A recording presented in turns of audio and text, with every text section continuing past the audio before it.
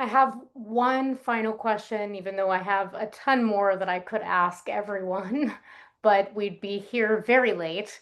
So I'll just ask this final question. With the timing of immunotherapy and the data that was presented at ASCO, has that at all changed anyone's practice? And if so, how are you incorporating this into your treatment paradigm, and or are you able to incorporate the time of day that you give the immunotherapy? And might be other strategies that we could use to perhaps mitigate or make this easier to actually deliver to patients? I think, since these data have been released, I've been scheduling my patient to start immunotherapy in the morning because if I have slots, that's an easy thing to do.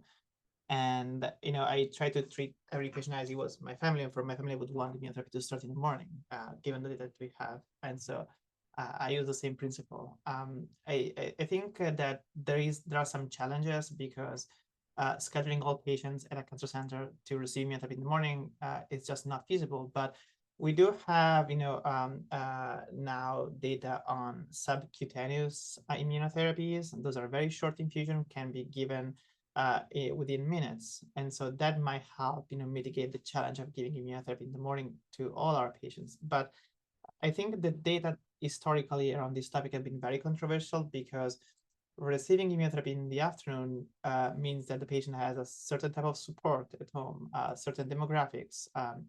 And so people were just saying that the difference we're seeing was between patients with different from different social, for example, demographic contexts. But now we have data from a randomized trial that randomly assign patients to receive immunotherapy either early on in the day or later on in the day. And so I think this has addressed many, if not all of those biases, because it was a randomized study.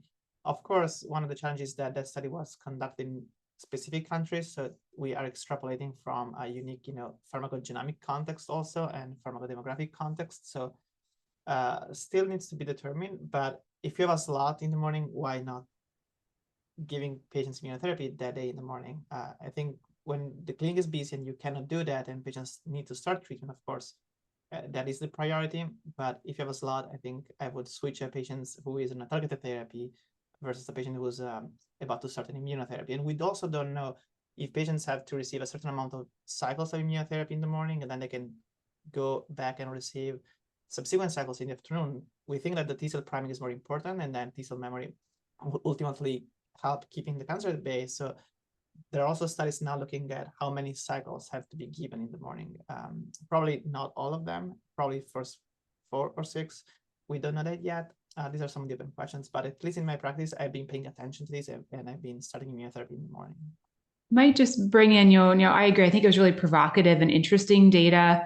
I would emphasize it was, a few centers, run internationally, and certainly is highly controversial, I think. And I would say that the standard of care right now in general has not shifted to mandating immunotherapy in the morning in lung cancers. I think many of us have not yet incorporated that into our practice. I think we'd like to see some larger confirmatory studies, maybe more patients, multi-center settings, because it's hard to explain biologically for some of these long-acting agents. And we always were either confounders in the different populations, as Dr. Vitriti mentioned. It's a very different patient who can come up and be into clinic at 7 a.m. versus someone who's going to come in at 2 p.m. And there may be a lot of other factors behind this that we don't yet fully understand. I agree it's a randomized study, so I'm interested in seeing the full publication so I can understand the full flow of patients through the study, the full characteristics, where there are any imbalances to try to understand this. And if the data really holds up, and especially if we see confirmatory studies, I agree that we should be thinking about this. And that's certainly a logistical change that's, requires some planning for a clinic to incorporate, but should be doable. But I wouldn't want people to walk away feeling that they have to get their immunotherapy in the morning right now, I think pending additional data.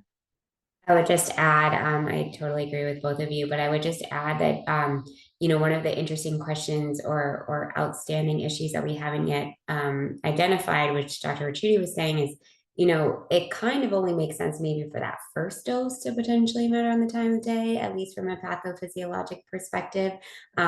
Because as we explain to our patients, these agents are in the body for a long, long time. Once you get one dose, that immunotherapy is in there working for weeks and weeks and weeks and weeks.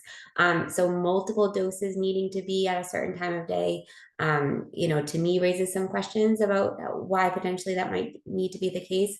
And so I'm really eager to see whether it's just that first dose or, as Dr. Roto was saying, does that hold up in a Western population, et cetera. Yeah, I'm glad also you brought up the comment about the sub-Q version being a potential way to solve that issue.